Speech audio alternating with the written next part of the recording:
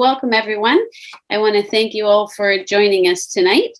My name is Colleen Smith. I am IHN's head administrator, and I also work in the continuing education department. And I am excited to introduce our guest speaker tonight, David Price-Francis. So David Price-Francis, he helps individuals, couples, and groups improve the quality of energy in their personal lives and relationships using strategies that he has developed in his private practice over the past 40 years. He is the author of a few different books, two which are Go with the Glow, From Physiological Pain to Spiritual Happiness, and Partners in Passion, How to Positively Transform the Energies in All Your Relationships. David teaches two courses with IHN, Sacred Geometry and Making the Energetic Shift. And he used to teach them in person for us, but he's done a fantastic job of taking them online. They're fantastic for people who are new to energy medicine or exploring it for the first time, or those in private practice where they can find tips and ways to integrate the concepts with their clients. So in tonight's webinar with David, it's going to be an hour. He will explore the relationship between energetic vibrations, symbols, numbers, and how you can use the laws of sacred geometry to balance your personal and professional life in the space you live and work in. So for the itinerary tonight, we're going to do an hour webinar with David, followed by a Q&A session. So I'm going to ask everybody to put your your answers or your questions that you have for David in the Q&A, and then I'm going to facilitate that with David afterwards. And then we are doing a giveaway. So at the very end, you have to stay for the webinar. It's going to be after the Q&A. And we are going to, it'll have to be somebody that's still on the call. So you're going to get the Human Energy Field. It's a comprehensive 10-part self-paced online course with expert instructors, David and Joanna Infeld. So thank you, David, for joining us. We're excited to have you share some of your wisdom with us. Hey, thank you, Colleen. Great to see you, and great to be back with IHN again. It's been quite some, I remember being there for doing initial courses and guest speaking, like going back now, probably about 8 years. So it's really great to now be able to bring this course online. And and this is introducing, that Colleen will speak about at the end, but it's introducing a 9-hour 3-part series on sacred geometry, which will be taking place in November. So tonight we've got 1 hour to kind of come at things in a concentrated way. So I thought, okay, what's the best way to do this? And I'm going to act as if it's a live scenario using the whiteboard facility that comes with this Zoom technology. So not so much a PowerPoint tonight, but more the idea, imagine that I'm kind of standing at the blackboard and I'm drawing things. I'm saying, well, look at this symbol and look at that symbol, and this is how it works. So that's the plan tonight. I've got a few props I'll be introducing and explaining as we go as well. And we'll get into sacred geometry together. And let's start with, what's the difference between sacred geometry and geometry? That's a good place to begin. It's all about energetics. So just like you've got the idea of dance and there's sacred dance. Well, dancing is dancing with the sort of the regular energies of our daily life in a way. Sacred dance says there's a higher energetic present in the dance. What's the difference between water and holy water? Holy is another word for sacred. Well, regular water's got a certain level of energetic charge. Sacred water, or holy water as it's called, that's meant to be water that a person who's got an energetic connection has put power into. So they mix salt with the water, and then the person, the priest or whoever, puts energy into that water to cause it to have an extra energetic charge. Same thing if you look at the idea of smoke and so-called holy smoke, or look at another one. Who wants to meet a ghost? You know, probably not so many people, but who wants to meet the Holy Ghost? Oh, that sounds good. And the difference is that word holy, which is another name for sacred. So when we're looking at geometry, people go, oh, I remember that from school. And maybe they're not so happy with the idea. But sacred geometry is the shapes and I call them templates of creation, the forms in creation that holds sacred energy. So let's just jump in with an example, and then I'll start getting into it, which is, let's look at the human, look at the 8 billion of us on the planet. One way I think about us is we're walking, talking, breathing, thinking number fives. When you meet someone, you say, give me 5. You don't say, give me 6 or give me 7, because as human beings, you can see we've got 5 fingers on each hand, 5 toes on each foot. When we stand sort of with our arms and legs out, we are a 5-fold pentagrammic system, kind of like a starfish, especially if you put on a pointy hat, right? You've got a 5-fold system.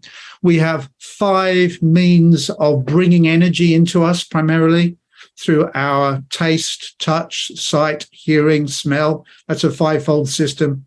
In China, they talk about the 5 elements. In alchemy, they talk about the 4 elements, and then the 5th element, the mysterious energy worlds or the energetics. So you've got earth, water, air, fire, and then energetics. This is represented by the symbol of the 5-pointed star or pentagram. It has different names. And there's 2 kinds of symbols we'll be getting into. There's what I call original symbols. And original symbols are those sacred geometry symbols that are directly connecting to the energies of creation. And we live in a sacred geometry working symbol. We're a number 5 machine, really. We're a number 5 energy processing unit. So we're a template for 5-fold energy. Now, when we get deeper into the human design, which we'll get into in our longer course, we'll discover that we're also a template for 7-fold energy. This is the increasingly well-known chakra system, where we have 7 energies from red to orange to yellow to green to blue to indigo to violet, running from the base of our spine to the top of our head. Now, that's not our entire energy system. That's one of the energy systems that we run on. So we have a 5-fold system, which corresponds with the Chinese 5 elements, and that expresses itself through a 7-fold system, which corresponds with the chakra system, the rainbow, the 7-fold spectrum of sound scale. So we have multiple sacred geometry systems working within us, including here in the West. We've been particularly into the relationship which is to be found in the 3-fold system, which is more to do with our mental realm, which is to do with conscious, semi-conscious, and unconscious. So I like to think of the human as a number 3 system. That would be represented by the triangle or even by the letter Y. Inside a 5 system, represented by the pentagram, pentacle, different names for the 5-pointed star. Inside then a 7 system, which is to do with the spectrum. So we're multiple levels of sacred geometry, one inside the other. And that sacred geometry is directly connected to creation energy. That's why when we go to sleep at night, we go into the prone position, we go from being upright and moving around, we go into our receiving posture. And what happens is we get recharged by the energy field of the planet. So the primary place we actually get our necessary energy to recharge our sacred geometry from is from the planet's energy field direct. Just like you take your cell phone, you plug it into the wall, maybe at night, and it recharges overnight. Well, you're plugging that in to a lowered form of the planet's energy field. The lowered form is the electricity that comes or is drawn as a universal property. It's brought in through turbines, it's pumped down wires, and it's in a much lower form than what's been called subtle energy or cosmic energy, which we work on in a direct fashion. I mean, if you take your fingers and you put them in the socket, ouch. I tried that when I was like 3 years old. Never do it again, right? But at night, when you lie down, your 5-fold system gets recharged by the energies of the universe at planetary level. And you wake up in the morning and you go, oh, I've got fresh energy. That's why we say we talk about sort of in the morning, we're wide awake. If you say our energy field, it's actually expanded. I've trained thousands of people how to look and see the energies around people. And the inner band, or so-called etheric, it expands when you've got more energy, and it diminishes when you've got less energy. So when you see someone about to go to sleep at night, very often their energy field is very close in around their head. They talk about feeling run down or tired. They lie themselves down, and the planet goes, oh, there's that sacred geometry template. Give it the appropriate energy so it can be wide awake in the morning, energy field expands, and the person can be back on the move. We don't get our primary energy charge from the food that we eat. We get our primary energy charge by the sacred geometry template that we have receiving cosmic energy direct. So when we look at the different natures of food that we eat, I like to look at the fact with sacred geometry that we have earth food, which is our physical food, like the different kinds of nutrition we can eat physically. That goes in through our mouth, right? We don't put it into our nose or our ears. It goes into our mouth, and it goes down into our systems. And the second kind of food is liquids. That's water food. Well, we take that in again through our mouth. Interesting, goes down into our systems for use. The next kind of food is air. And when we can breathe this one through our mouth, yes, and also through our nose. The sacred geometry of our head actually has a very specific order to it. So the mouth takes in the lower two kinds of food, which is the physical and the liquid. Then we get to the air, which is gaseous food. That can go through our mouth or our nose. Then we come to light and sound. Very interesting, because we go up another level, and what comes in through our eyes goes straight into our main electrical computer, which is our brain. And what comes in through our ears also goes straight into our head. It doesn't get processed in our lower systems. So we have a very specific sacred geometry. The alchemists used to show the sacred geometry of the human as the head. They showed that to be like the sun. They showed from the neck to the hips to be like the planet. That's where we get organized, where our organs are. And then from the hips down to our feet, they put that with the energies of the moon. So they saw that the human was a walking, talking, moving representation of moon energy, planet energy, and solar energy.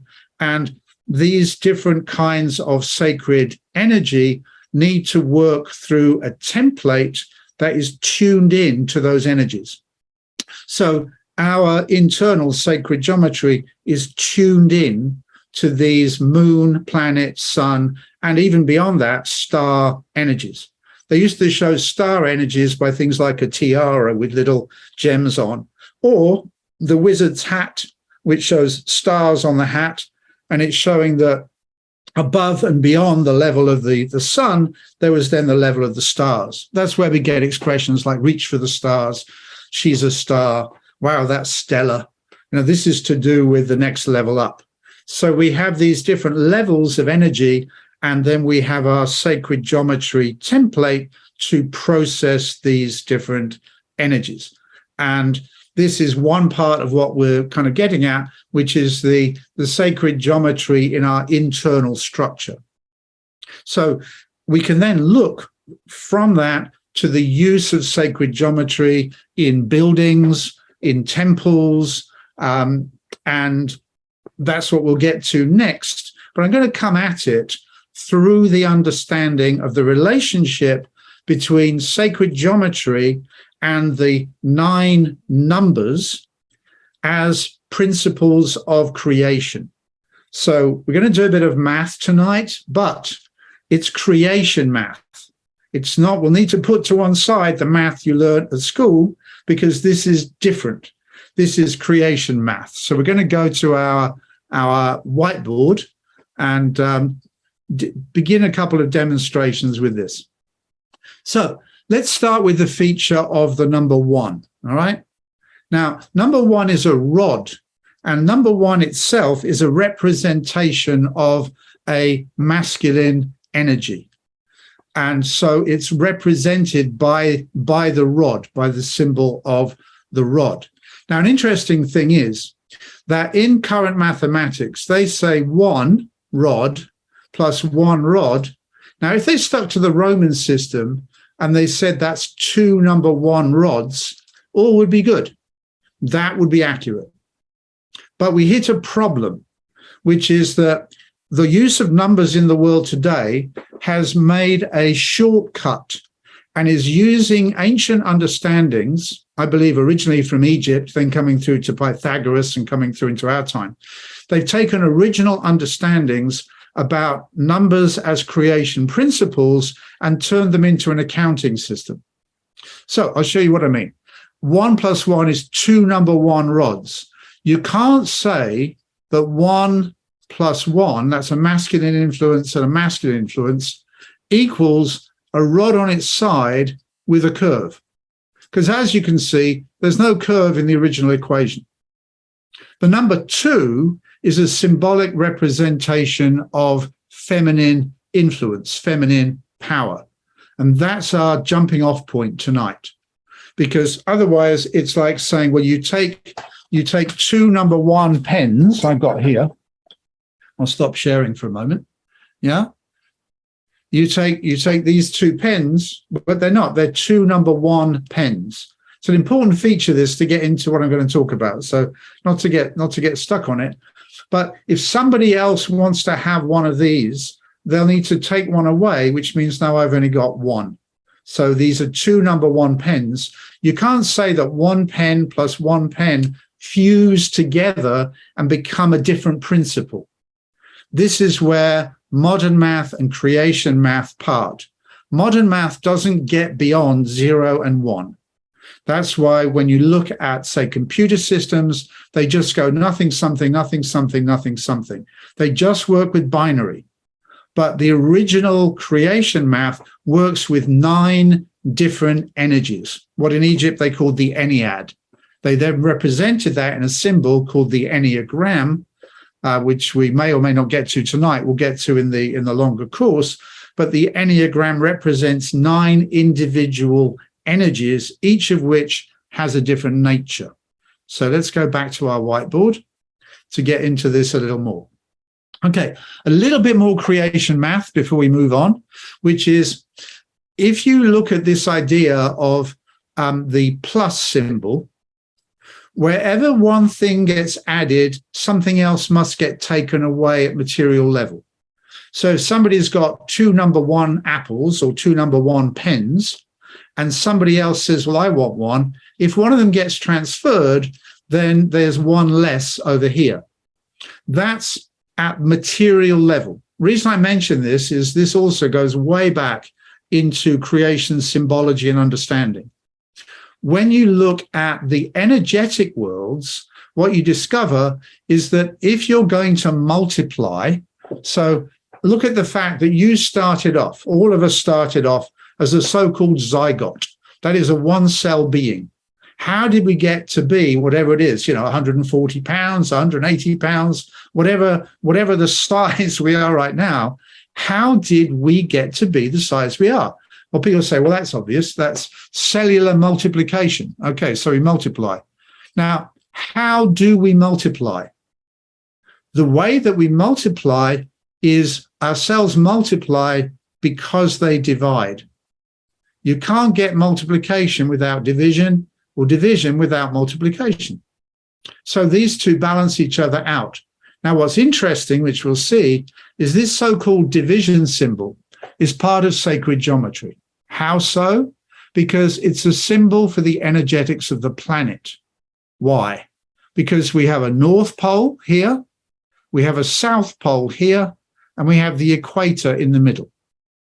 And the multiplication symbol is a symbol for solar power, solar energy. And we'll be looking at that as well. So when it comes to the relationships between these different creation principles, they can work in a more material way, which is addition and subtraction. And they can work in a more energetic way, which is more to do with division and multiplication. Okay, enough on that. I don't want to spend too long on creation math, but it's important to realize that we're looking at 9 core principles which correspond with the core symbols of the geometry of creation. Sacred geometry and the study of creation math, the two things actually that they belong absolutely together. So let's look at a few symbols of sacred geometry. And let's start with the simplest and the first symbol, which I mentioned, which is the number 1. That number 1, the rod or the lingam, as it's known in India, that number 1 is a symbol unto itself. And you can see it as a straight line. If you look at it from the top, it's also sometimes represented by a dot. And this is the symbol for masculine energy. Now, that doesn't mean it's a man, all right? And it doesn't mean that number 2 is a woman, but what it is, it's masculine power. So masculine power is represented by a rod. And feminine power, when we get to the number 2 is a feminine principle. So masculine energy, feminine energy. And the number 2 is represented as an example by the division symbol, like I just said. It can also be represented by a cup. Now, this to me is very interesting in relation to Christianity and its origins, because their symbol, and I have one here, because I thought I'll try and give some demonstrations. This is a symbol for the number 2, which is often used in Christian religious ceremony, and it is the so-called chalice or cup. And here you can see the cup itself, and then this would be representing more the spine, which is holding the cup, and then the base, which would be to do actually with the hips. So what you have here is the so-called Holy Grail. I wanted to put it forward today that no good going searching for the Holy Grail in Salisbury Plain or Glastonbury. The Holy Grail is much closer at hand and actually is with you right now, because the so-called Holy Grail is to do with the number 2 system, which lives inside the human. And the number 2 system in the human sits upon the number 1 system. The number 1 system is our spine. That's the number 1 system, which is going from the sacrum up to the top of the neck, up to the cerebellum area. And then we have this cup or chalice, which is representing the head. It's representing the neck going up to the head. You've got a couple of handles here to hold the cup, right? It's the ear, nose, and throat. Fascinating thing. If you take the word grail, and this is not for tonight, but another study is looking at the mystical meaning of words by understanding their individual energies and the letters that represent them. You take the word grail, you change the letters around, it actually says a girl. It's a feminine power. And so we're looking to fill our head with this power that can activate and cause higher energetic activation, which is to do with the higher energies that can enter the sacred geometry of our human template. It's a good word for it. Okay, so going back to our whiteboard here. So we have at number 2, we have the idea of the cup and the energies represented by this symbology. Number 1, more to do with the rod. Now, fascinating thing. When we look at the working of creation principles, let's take the number 1 and represent it as a masculine fertilizing energy, which would be the sperm. All right. So we get an energy here representing the sperm, and number 2 energy is representing the egg. So we have here the egg is amazing. It's like 84,000 times bigger than the sperm.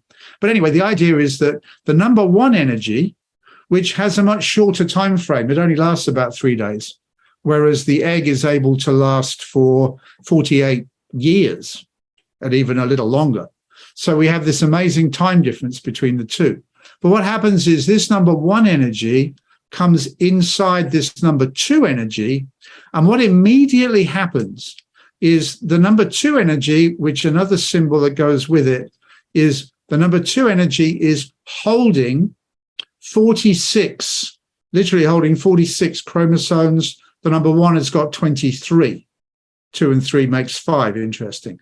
But as this sperm enters, the egg discards, actually gets rid of 23 chromosomes, gets rid of them, discards them, and a new number 23 comes and joins, which now means, if we used our symbology here, if we were to draw it a different way, we have number 1 energy. The moment it actually meets number 2 energy, and something else happens. A number 3 energy is born, which is what happens between them.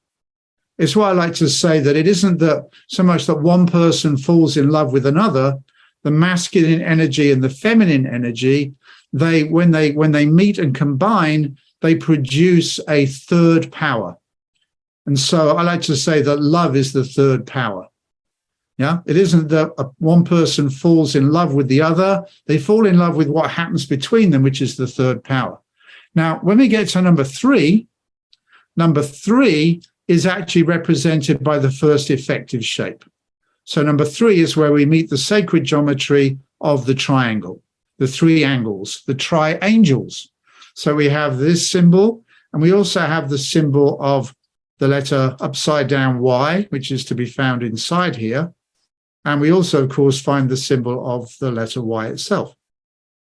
And this is our first triangle of establishment. These first 3 together, they bring about something which is able to materialize. So it takes a masculine energy and a feminine energy, and then a third power is born. Now, remember, I'm not talking about man and woman. I'm talking about energetics. Another way to look at this is the number 1 energy is in color, more inclined to be red, and the number 2 energy is more inclined to be blue. The number 1 energy has that saying, frogs and snails and puppy dogs' tails. That's what little masculine energies are made of.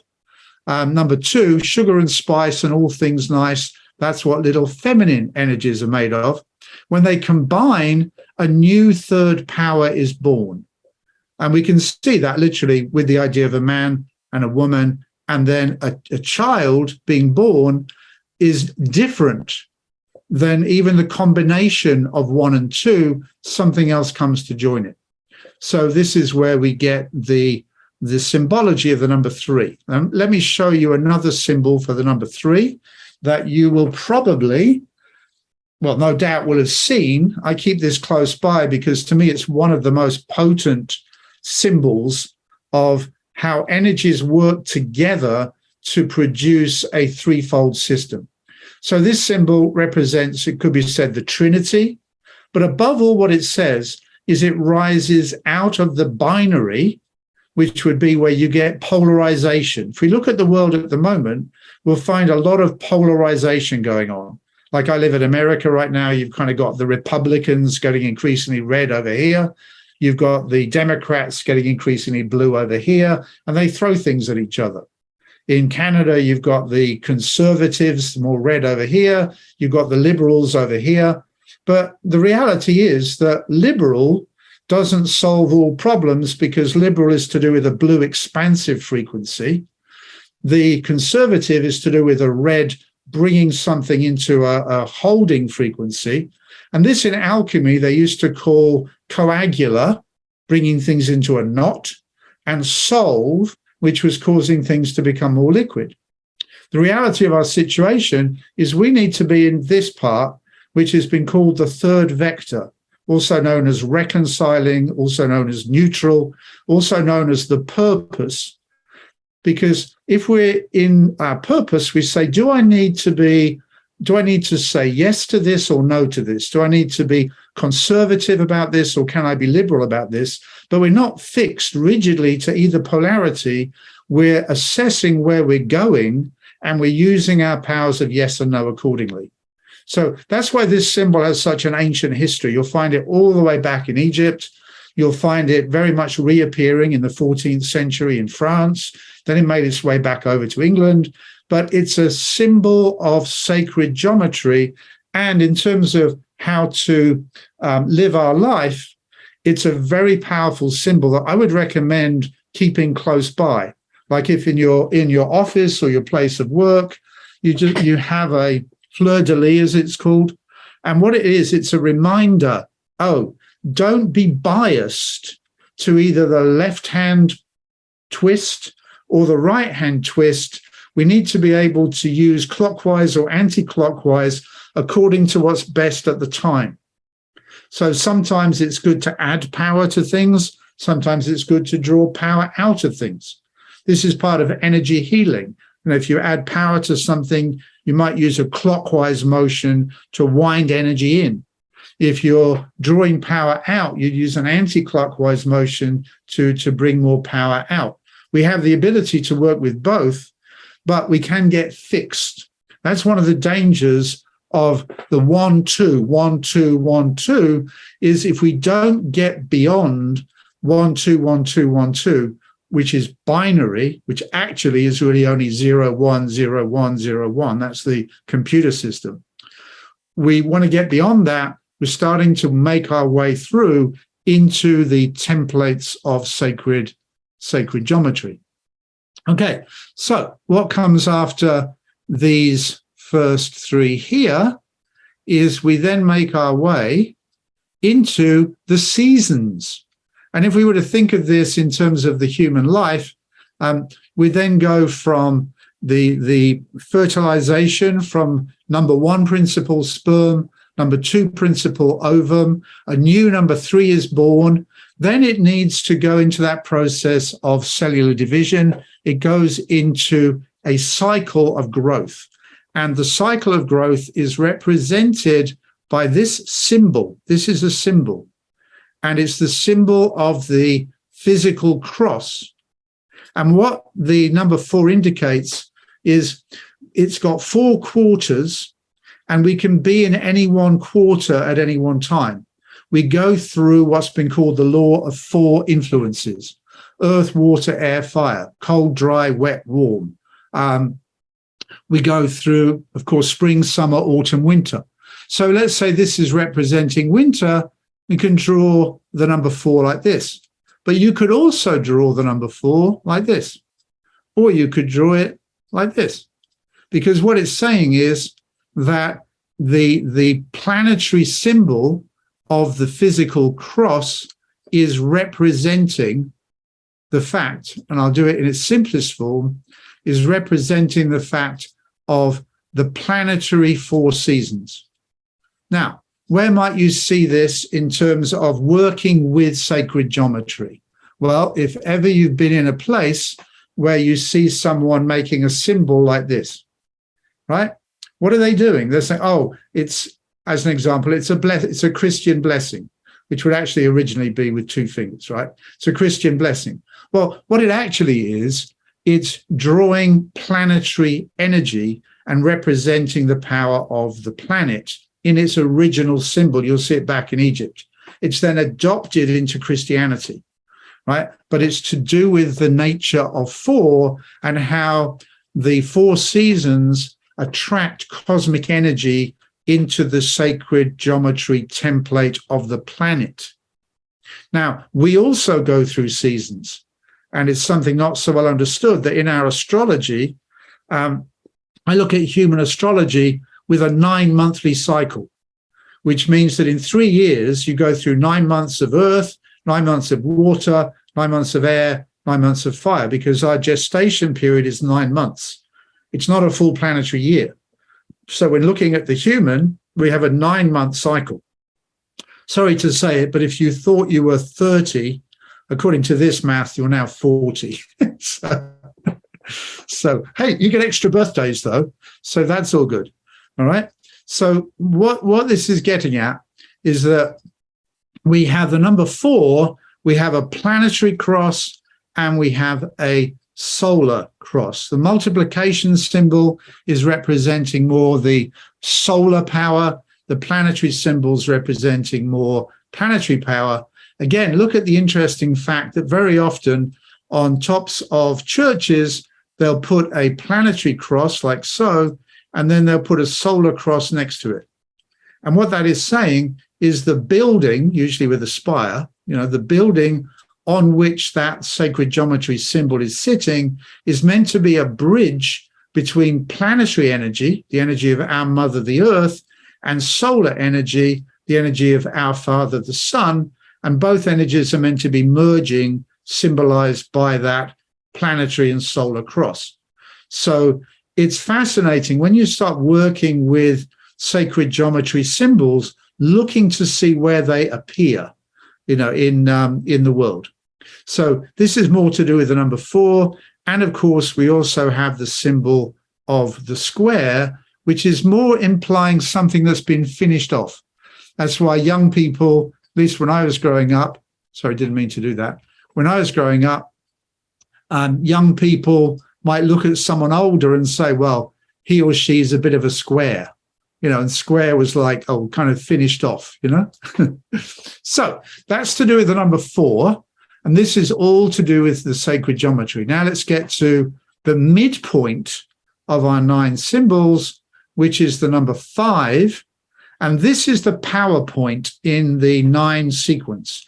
And this is the symbol which at planetary level, we will find most abundant in organic life. Now, if you were to apply to join Plato's esoteric school, right, back in the day, if you went knocking on the door and saying, I want to join your school, please, Mr. Plato. Well, the answer was, go away and study sacred geometry for a year, and then you can come back and apply.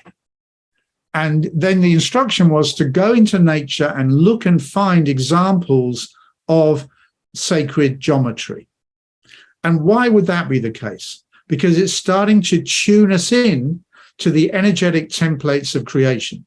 Look at the word geometry, fascinating, as we get to this. You look at the word geometry, it says geo, which is a name for the planet, like in geography, geodetics, geomancy, which is the Western version of feng shui. Geo, me, try. It's actually an instruction. It says, go and try to find and locate the energetic templates by which creation works on the planet. Geo, me, try. It has an instruction built into the word.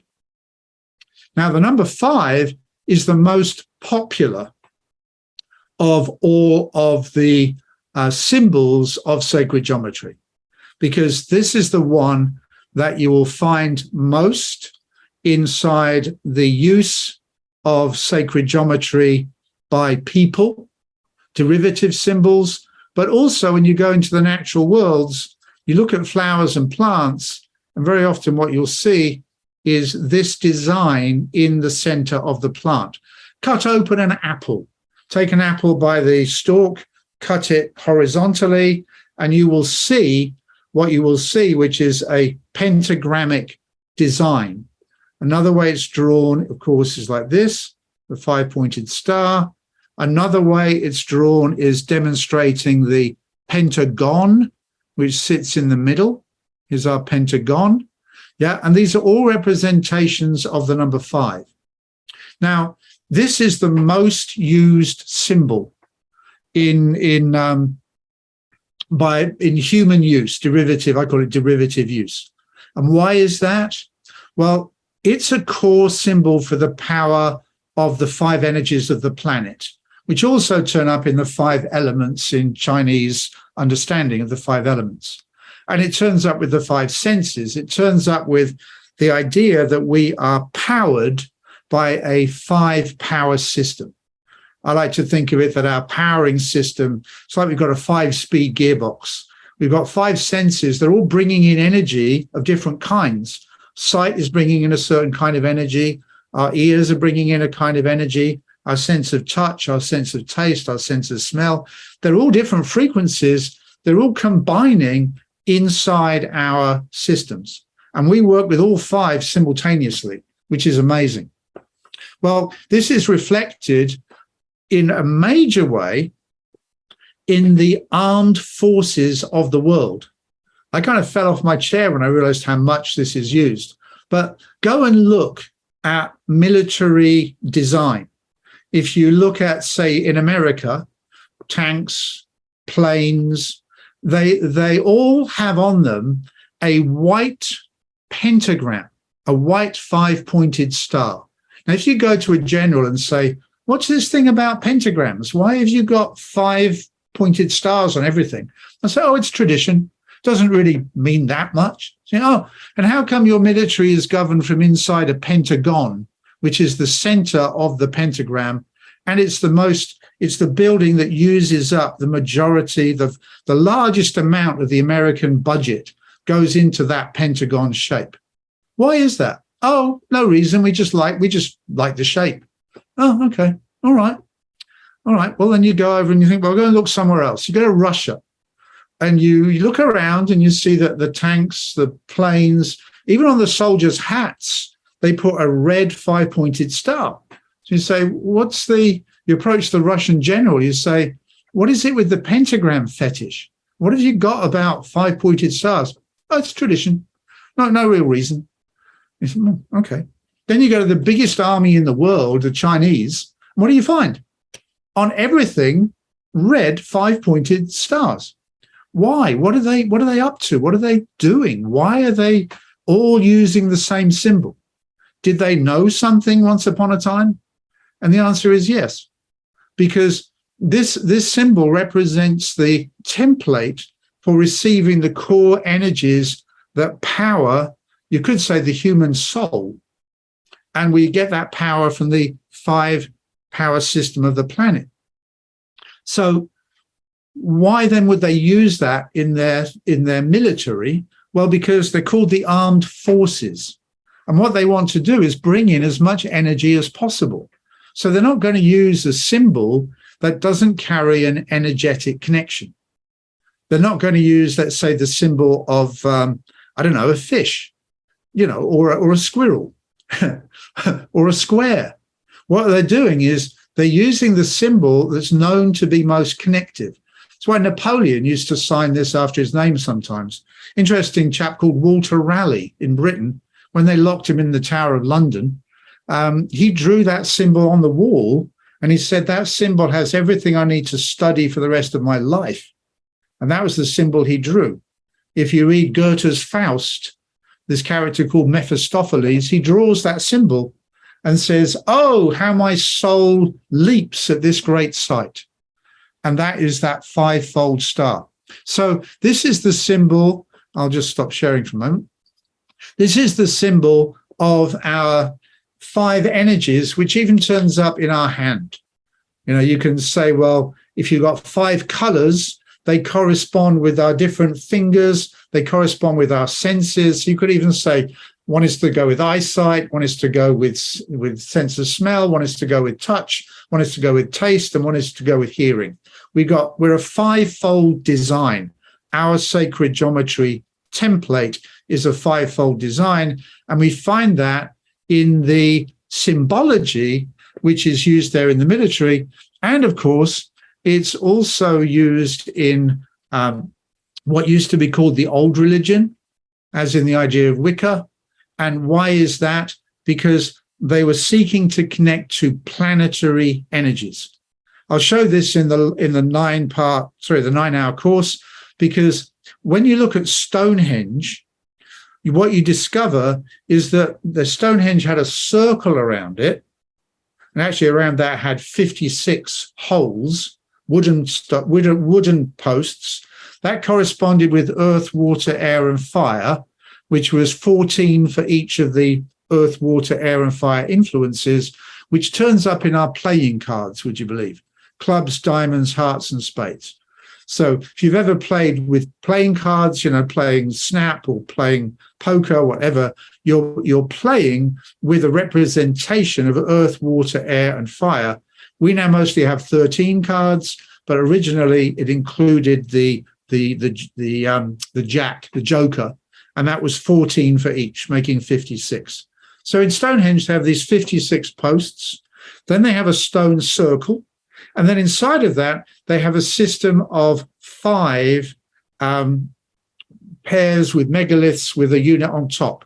And I'll show you what they were doing, which is that it was a temple to planetary energy. So you have your circle, like so, stones.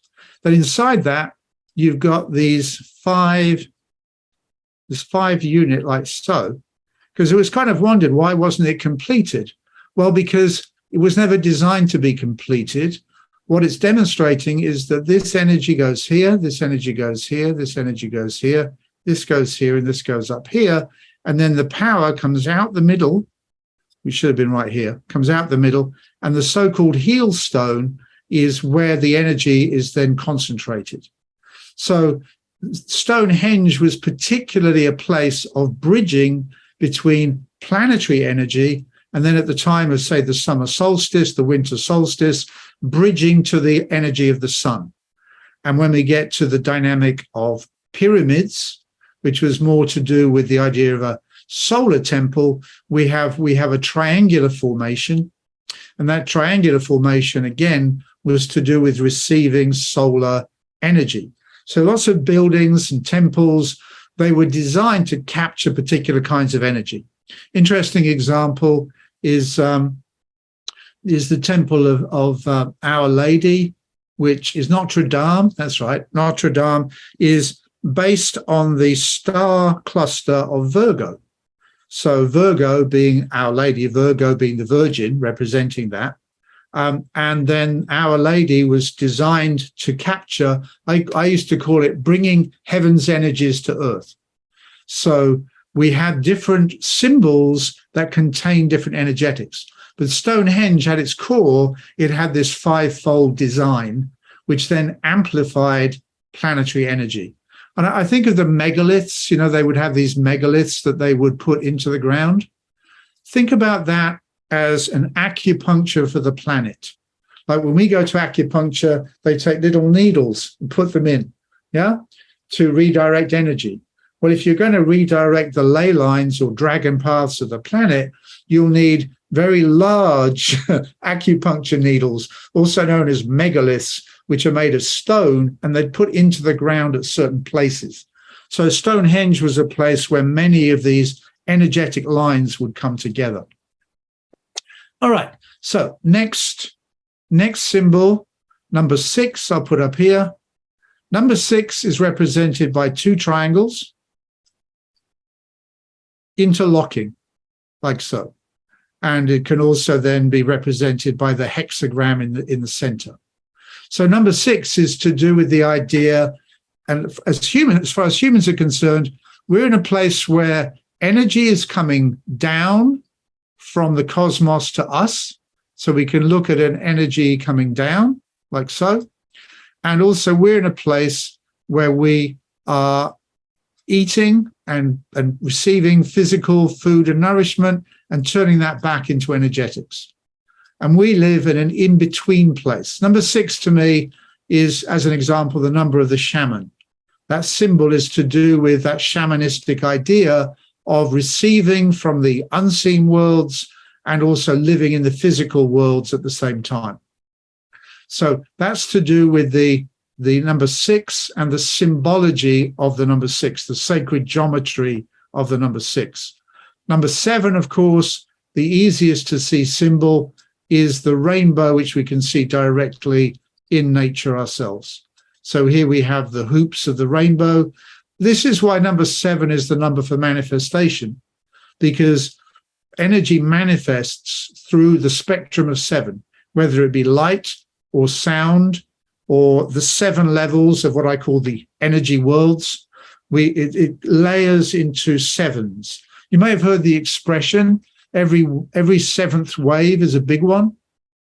That's to do with the energy of the moon, the magnetic energy of the moon drawing the sea, and then the waves come in. Like someone who wants to deny astrology has to deny the influence of the moon. That's why to me it's so ridiculous to separate astronomy and astrology, because astrology is very much about the study of the energetic effects of heavenly bodies. So the moon, you can see its effect because the moon is so powerful. When the moon is full, it creates high tides. And there's that mythology that every seventh wave is a big one.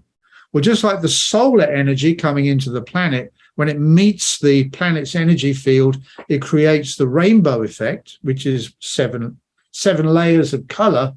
Well, the moon has 7 layers of magnetism that are demonstrated. So we live in this place of sevens, and the sacred geometry of 7, the easiest place to see it is directly in the rainbow. We can also see it, of course, if we take a prism, stop showing that. If we take a prism and we send energy through the prism, the white light comes through the prism and we see 7 colors. I like to think of it as Snow White and the 7 little frequencies, right? Because in fairy tale and mythology, there's quite a bit about sacred geometry and the understandings of creation. So there's this white influence, and it reveals 7 different frequencies, but they all travel within the white light. It's amazing. Imagine if we lived in a place where it came through like a strobe. You get 3 seconds of red, then you get 3 seconds of orange, then you get 3 seconds of yellow, 3 seconds of green, blue, indigo, violet. We'd be so spaced out. But although it's all got a different vibration frequency, so red is the slowest and violet is the quickest, they all travel inside the white light. So in the human, as we receive that energy from creation, it then separates out into 7 frequencies, red at the base of our spine for the sacrum, going up through orange, yellow, green, blue, indigo, violet. And this is the known chakra system, which I think of as the spectrum system. It's the natural way that universal energy manifests through the 7-fold system of the human. It also manifests through the 7-fold system of the planet. That's why we find 7 classes of crystal, the 7 seas. We find the number 7. We have 7 days in the week. Someone who doesn't want to believe in astrology, they say, well, I'll meet you on Tuesday. Well, Tuesday is the day of Mars, right? Monday is Moon Day. Tuesday is Mars. So in French, it's Mardi, which is Mars Day. Wednesday is Mercury Day. Wednesday is Mercury. Thursday is Thor's Day, which is Jupiter. Friday is Frigg's Day, and that's Venus. And then we go to, obviously, Saturn's Day and Sunday. So when you're planning your week, you're actually using an astrological calendar that comes all the way from Babylon. And that's to do with the sacred geometry of 7 and the understanding that we naturally manifest through 7. So that's why Monday, Moon Day, marks the beginning of the week, and Sunday marks the closing of the week. So what you have is moon energy making a start and solar energy bringing it to a close. So we have that manifestation of 7 again, right? So it's right there in our everyday life. You can't actually get away from it, even if you wanted to. But it's a matter then of, do we choose to live with these understandings consciously, or just have them as a kind of semi-conscious or unconscious framework that we don't understand? When we get to the number 8, little saying with number 8, 8, gaining weight. Because number 8 is also represented by the number 8 on its side. And here we go round the cycle and go round one side and go round and then recycle around this side. And so 8 is a cooking number where we gradually gain weight. And then here's the interesting thing.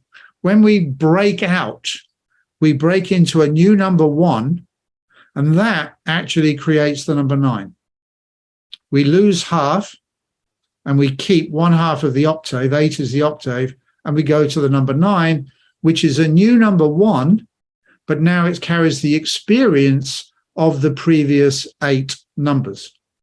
So the symbol for the number 9, we won't get into tonight. I'll draw it for you just so it's here.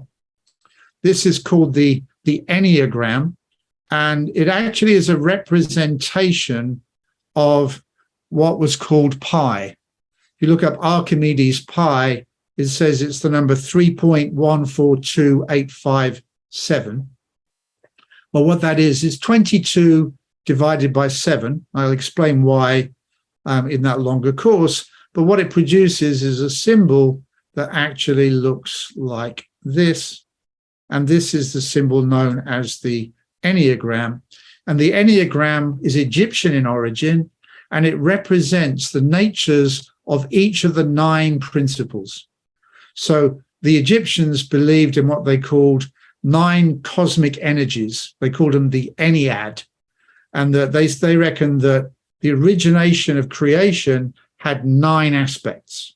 So they knew it was singular, but it had 9 aspects to it. They called it the Ennead, and they were saying that it carried with it the new energy of the newly arising number 1, the receiving energy of the number 2, then what was caused by the interaction of those 2 at number 3, getting powered in seasonal effect by number 4, being quickened at number 5, cooking at number 6, manifesting at 7, going into a further cooking and thickening process at 8, before being reborn at 9.